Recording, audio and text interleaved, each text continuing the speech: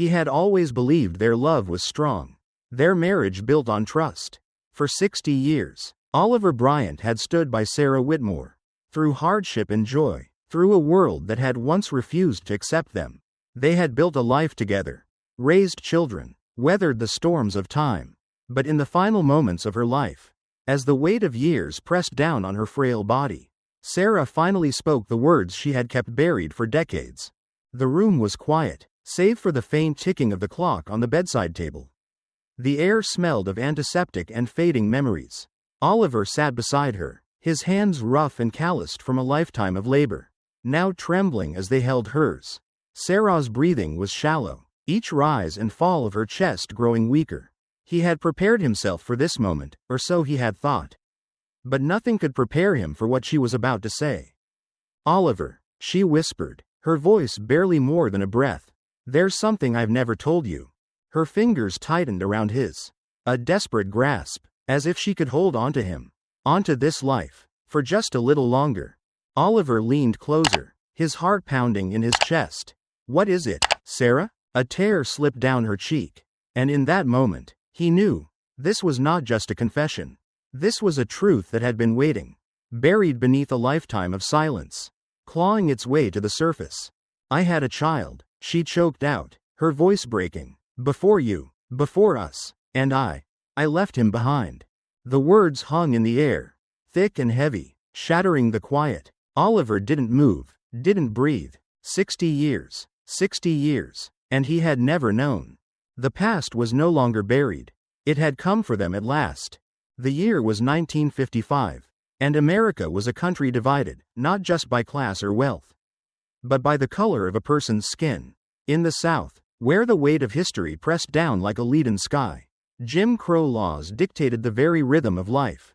A black man couldn't share a meal with a white woman, couldn't sit beside her on a bus, couldn't even look too long in her direction without inviting suspicion, danger, or worse. For Oliver Bryant, these rules weren't just words in law books. They were an unspoken doctrine, carved into the bones of every black man who had grown up in the South. He had seen it all firsthand, the way his father had bowed his head when speaking to white men, the fear in his mother's eyes every time she crossed the railroad tracks into town. Oliver had learned young that survival meant obedience, that stepping out of line could cost a man everything. But then came Sarah Whitmore. She was never meant to be part of his world. It had started on a summer night, in the dimly lit basement of a blues club on the outskirts of town. A place where the weight of segregation loosened its grip, just for a few hours. The music, deep, rich, filled with sorrow and rebellion, seeped into the cracked walls like a defiant whisper. It was one of the few places where people could gather, where black and white lines blurred under the haze of cigarette smoke and the hum of a saxophone. Oliver had been standing in the corner, nursing a glass of bourbon. When he saw her, she didn't belong there. He could tell from the way her pale hands hesitated before touching the rim of her glass, the way her blue eyes darted around the room as if she were drinking in the freedom she had never known. She was beautiful in a way that felt dangerous, blonde hair cascading over her shoulders, lips painted the deep red of rebellion. She moved through the room like a secret, something delicate and forbidden. Their eyes met. For a moment, neither of them looked away. Sarah smiled, just a small thing, barely there, but it was enough. It was enough to make Oliver forget everything he had been taught. Enough to make him step forward when every part of him screamed to turn around and leave. "You have a name?"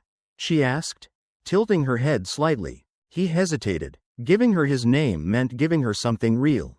"Oliver," he said finally, his voice low, measured. "Sarah," she answered. And just like that, it began. At first, it had been just words, quiet conversations in the shadows, stolen glances across crowded rooms. But words turned into something more. Their hands brushed against each other's in the dark. Her breath hitched when he leaned in too close. She wasn't like the women Oliver had been warned about. She wasn't afraid of him, of what it meant to be seen with him. And that was the most dangerous thing of all. They met in secret, on the edges of town, in fields where no one would find them, in the hidden corners of back streets where the only witnesses were the stars overhead. Oliver knew he was playing with fire. He knew what happened to black men who dared to love white women. But when she whispered his name against his skin, when she traced the lines of his face as if she were memorizing him, none of it mattered. Until the night everything changed. The first time Charles Whitmore saw them together, the world seemed to freeze. Oliver had been working late at the garage when Sarah had appeared at the edge of the street, her pale figure glowing under the dim light of the street lamp. She had come to see him, to steal a few more moments before she was dragged back into the life she despised. She hadn't noticed the black car idling at the curb. By the time Oliver saw it, it was too late. The door slammed shut, and out stepped a man Oliver had only heard about in whispers. Charles Whitmore, a man of power, a man whose name alone could turn men's spines to ice. Sarah barely had time to speak before her father grabbed her arm, his fingers digging into her skin. "You've disgraced yourself," he hissed, his voice a blade against the night air. She fought against him, but it was useless. Whitmore turned to Oliver then, and for the first time in his life, Oliver saw what real, unfiltered hate looked like. "You," Whitmore spat, his face twisting with rage. "You think you can touch what doesn't belong to you?" Oliver didn't speak. He knew better than to answer. The next morning, a note was slipped under the door of the garage. "Stay away from my daughter." It wasn't a warning, it was a promise. For weeks, Sarah was locked away in the Whitmore estate, a ghost behind gilded windows. Her father had made arrangements. A man, a banker's son, well-bred, wealthy, had already been chosen as her husband. The wedding date had been set, but Sarah had made a decision of her own. One night, when the house was asleep, she slipped out. She carried nothing but a small suitcase, a handful of dollars, and a heart too full of love to be contained by walls of privilege. Oliver was waiting. "You're sure about this?" he asked, his voice tight with worry. Sarah nodded. And so they ran. They ran from the chains of her family's control, from the weight of a world that would never understand them. They ran with nothing but the desperate hope that somewhere, somehow, they could build a life of their own. They didn't know then that the real danger had only just begun. Sarah had never told Oliver everything. She had never told him about the first time her father had locked her away, about the months spent hidden behind closed doors, away from the eyes of society. She had never told him about the child. She had been 17, young, naive, a pawn in her father's endless game of power and appearances. The man she had been with meant nothing to her. But that didn't matter. When she became pregnant, it was a scandal too great to be ignored. Her father had handled everything. The child was taken before she could even hold him. His name erased, his existence buried beneath a check signed with old money. Sarah had cried for weeks. But in time, she learned to silence the ache. She had convinced herself that the child had been better off without her, that he had gone to a family who could love him in ways she never could. And then she had met Oliver. She had buried that past beneath the new life they built. But secrets had a way of crawling back from the graves where they had been laid. And now, as she lay dying, that past had come for her at last. She had spent a lifetime running from it. Now, she could only pray Oliver wouldn't run from her. The town was nothing like the South they had fled from. It was not welcoming, but it was indifferent. And for Oliver and Sarah, indifference was enough. The factory town in Illinois was a place where men were defined by the sweat on their brows, by the thick soot that clung to their clothes, by the hours they spent bent over heavy machinery. No one cared where you came from as long as you worked. No one asked questions as long as you kept your head down. For Oliver, it was a strange kind of relief. He had found work at the steel mill almost immediately. 12-hour shifts in unbearable heat, muscles aching under the relentless rhythm of labor. It was brutal, exhausting, but it was honest work. And most importantly, it kept them fed. Sarah, with hands that had once been soft and unblemished, found work as a seamstress. At first, she struggled. The long hours, the repetitive motion, the way the needle pricked her fingers until tiny drops of blood stained the fabric. It was nothing like the privileged life she had left behind. But she did not complain. They lived in a boarding house where the walls were thin and the rooms small. But it was theirs. Their marriage had been a quiet affair, no church bells, no flowers, no guests, just a preacher, the two of them, and a single promise whispered between them. For Oliver, that promise was everything. For Sarah, It was a thread holding together the fragments of a life she was still trying to believe was real. In the beginning, Sarah convinced herself that she had left her past behind. That the life she had abandoned, the wealth, the privilege, the father who had controlled her every move, was nothing more than a fading shadow. But some things refused to be forgotten. There were days when the memories pressed against her ribs like an iron cage. Days when she would sit by the window, her fingers absently stitching patterns into fabric, her mind miles away. Oliver noticed. At first, he thought it was simply exhaustion. They were both tired, working from dawn till dusk, stretching every dollar, learning how to exist in a world that tolerated them but never truly welcomed them. But then he began to see the pattern. There were certain days when Sarah barely spoke, certain nights when she would wake up trembling, eyes wide with ghosts she would not name. And then there was the way she looked at children, especially boys. She never spoke of it, never gave voice to the sorrow that flickered across her face when she saw a young boy with golden hair. Or the way her fingers would tighten around the hem of her dress when she heard a child's laughter echo down the street. Oliver didn't press her. He had never been a man who pried. He had learned long ago that some wounds were best left untouched. But deep down, something gnawed at him, a feeling he could not name. The day the letter arrived, Sarah felt the breath in her lungs freeze. It had been slipped under their door in the early morning. A plain white envelope with no return address. Her hands trembled as she picked it up, the weight of it heavier than paper should have been.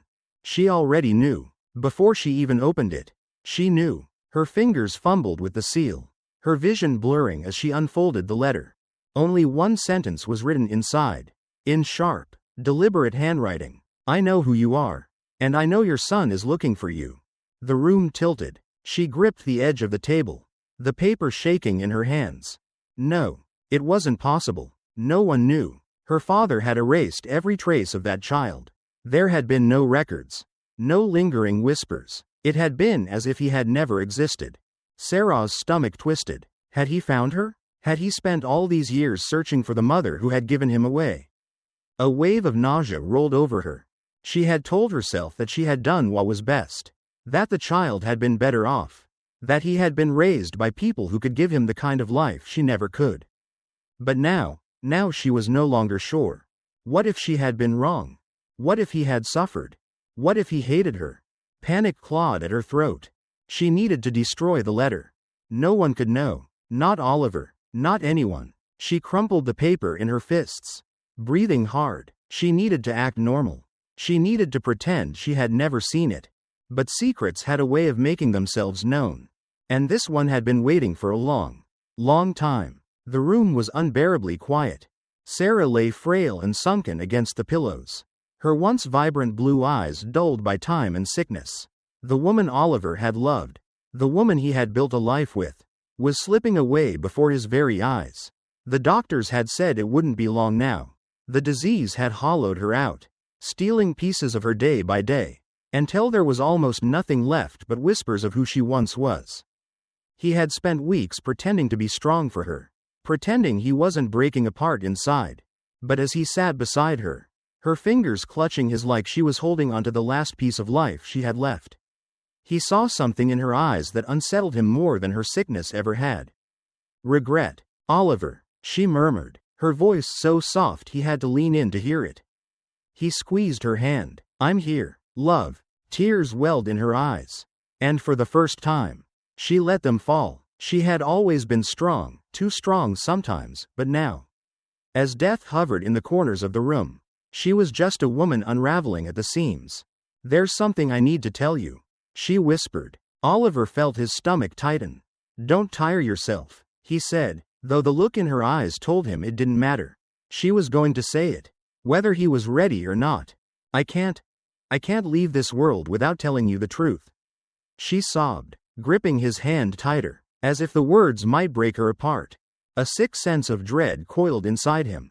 Sarah, whatever it is, I had a child. Oliver, she choked out. Before you, before us. The words hung in the air, heavy, suffocating. Oliver stilled. Sarah trembled, her whole body racked with grief. I was 17. My father, he made sure no one knew. He took him away. I never even got to hold him. Oliver's grip loosened, his mind reeled, struggling to process the weight of her confession. I should have told you. She wept. I should have told you from the beginning. But I was afraid. Afraid of what you'd think of me. Afraid you'd leave me. Oliver felt something crack deep inside him. Leave her? After everything? For 60 years. He had believed he knew the woman beside him. He had believed in their love. In their struggles. In the life they had built together brick by fragile brick. But now, standing on the precipice of losing her forever, he realized there had always been a wall between them, one he had never seen. One she had carefully constructed from silence and secrets. And it wasn't just the child. It was everything. The fact that she had once feared their life together enough to hide away money in case she needed to run. The fact that, in the beginning, he had been an escape for her, not a choice. Had he ever really known her at all? His hands curled into fists. His voice, when he finally spoke, was quiet, raw. And the letter? The one you hid? Sarah's breath hitched. She stared at him in wide-eyed shock. Then shame. You found it. He nodded slowly, his expression unreadable. Oliver had held onto that letter for weeks. Never confronting her, never demanding answers. He had told himself he didn't need to know. But now, as she lay dying, the truth crashed down on him with unrelenting force. Our son, he said, the words foreign on his tongue, has been looking for you. Sarah let out a strangled sob. I didn't know what to do. I was afraid. I thought. She broke off, coughing violently, the effort stealing what little strength she had left. Oliver watched her, torn between love and anger, between grief and something darker. He had never doubted her before. But now, for the first time in his life, he wasn't sure if he could forgive her. Sarah died 3 nights later. Oliver sat beside her until the very end, holding her hand even as it grew cold in his grasp. She had whispered his name one last time before the light faded from her eyes. He had wanted to say something, to tell her he loved her. That despite everything, she had still been his world. But the words never came. Now, the house was empty, too quiet. The silence pressed down on him like a physical weight, suffocating, relentless. For the first time in decades, he was truly alone. And yet, Sarah's presence lingered, in the creak of the old wooden floors, in the faint smell of lavender on her pillow, in the way the world felt suddenly unfamiliar without her in it. And in the letter, still tucked away in the drawer where he had hidden it. Your son is looking for you. The words haunted him. He should have burned it, should have thrown it away along with all the unanswered questions she had left behind. But he couldn't, because now, that son, the child Sarah had abandoned, the boy he had never known, was out there, searching, and Oliver was the only one left to give him the answers. For days, he wrestled with it. He went to work, let the steel mill take his exhaustion, let the burn of labor distract him from the war raging inside his chest. But the questions wouldn't leave him. Would this boy, this man, want to know him? Would he hate Sarah for what she had done? Would he look anything like her? Like him? What if, after all these years, Oliver had another family he had never known? What if he had another son? The thought sent a sharp, unexpected ache through him. One morning, just before dawn, he made his choice. Oliver walked to the post office, the letter clenched in his calloused hands. His heart pounded as he set it on the counter, scrawling the address that had been listed in that fateful message. And then, with a breath he hadn't realized he was holding, he sent it. Maybe the past could never be rewritten. Maybe love, no matter how deep, could not erase betrayal. But maybe, just maybe, there was still time to put together the broken pieces of what Sarah had left behind. Maybe, after all this time, there was still a chance for something real, even if it was just the truth. The letter was gone. The moment Oliver had dropped it into the post office box, he felt something shift inside him, something heavy. Something that had been pressing against his ribs since the night Sarah's secret had unraveled before him. But relief did not come. Instead, he felt the weight of something else. Something uncertain. Regret? Fear? Hope? He wasn't sure. For the first time in his life, Oliver had no control over what came next. The steel mill had been his constant for decades. But in the days after sending the letter, even the rhythm of labor failed to distract him. The clang of metal, the sweat on his skin, The exhaustion in his bones, none of it dulled the thoughts racing through his mind. Would the letter even reach him? Would he even care? Would he hate Sarah for what she had done? Would he hate him for taking her in? For being the man she had chosen after leaving him behind?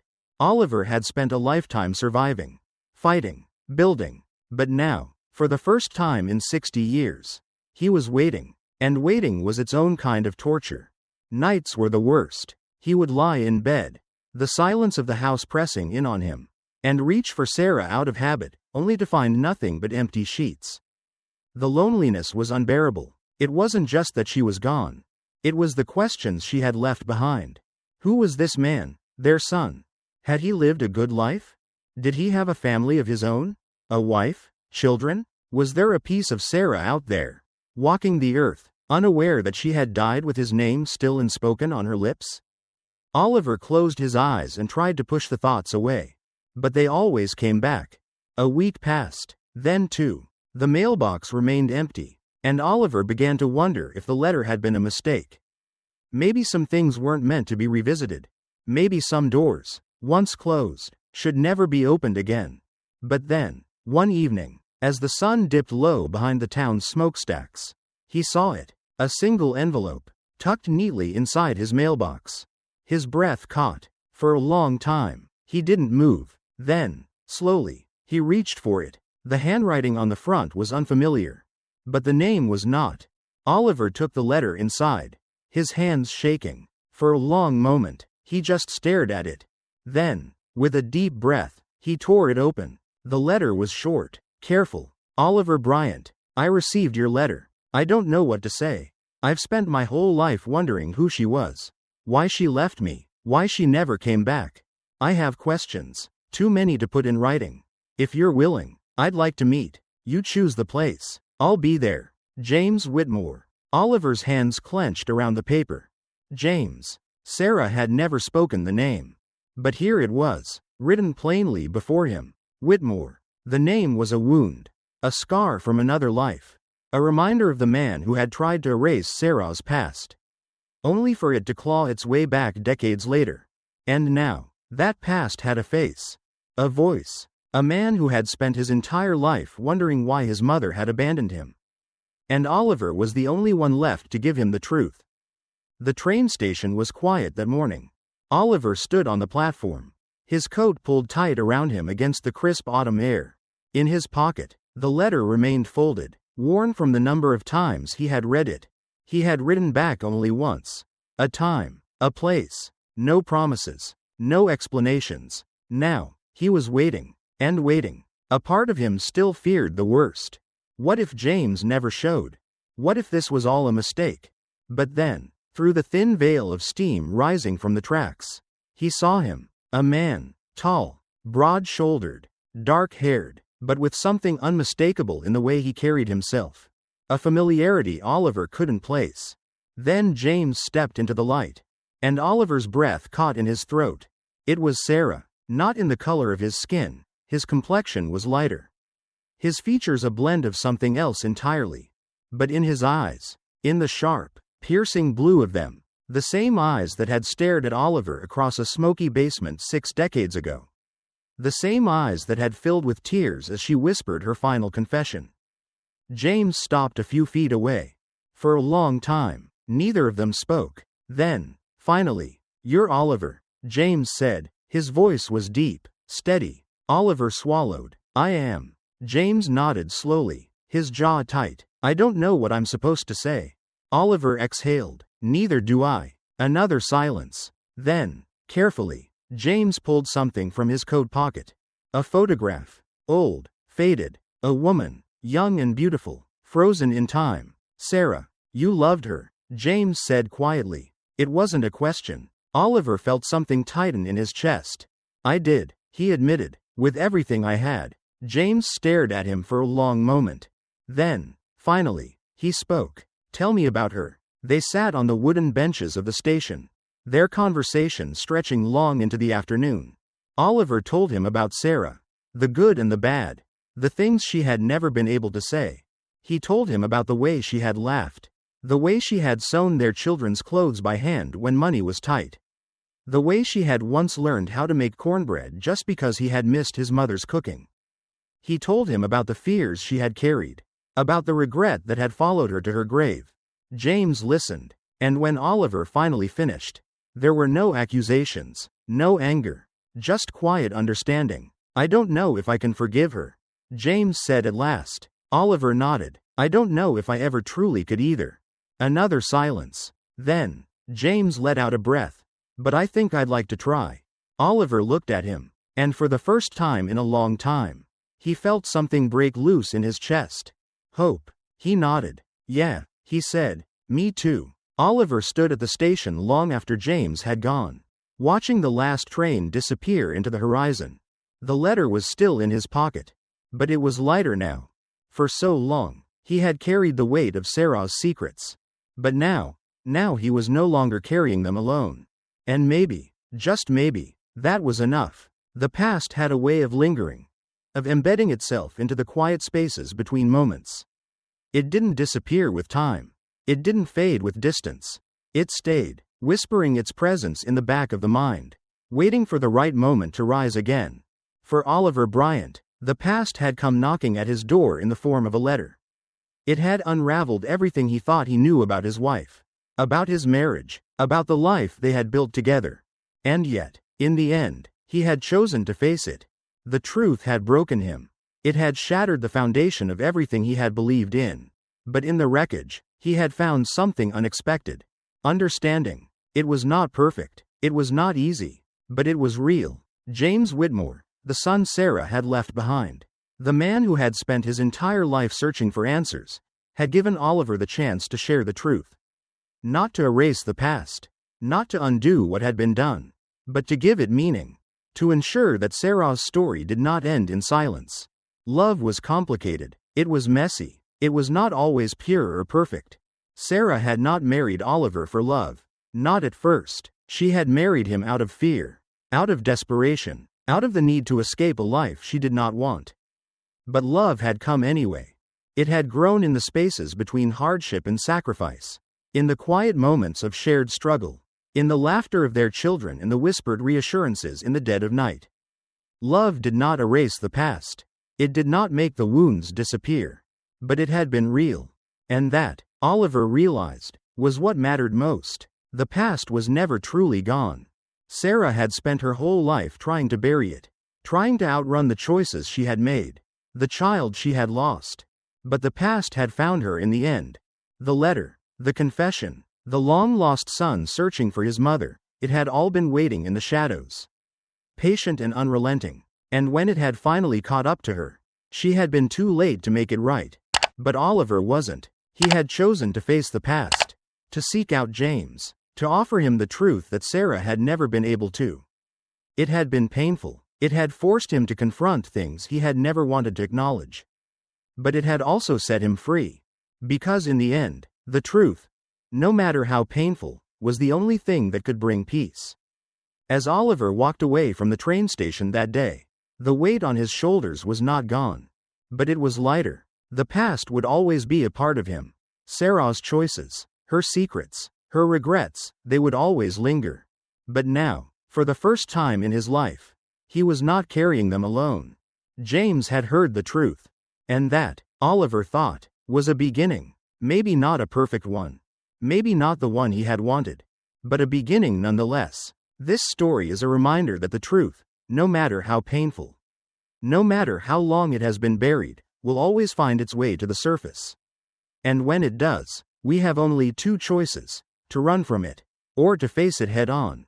What would you do? If this story moved you, don't forget to hit the like button, share your thoughts in the comments, and subscribe to Shadow Secrets for more stories like this, stories of hidden truths, buried pasts, and the people who must confront them.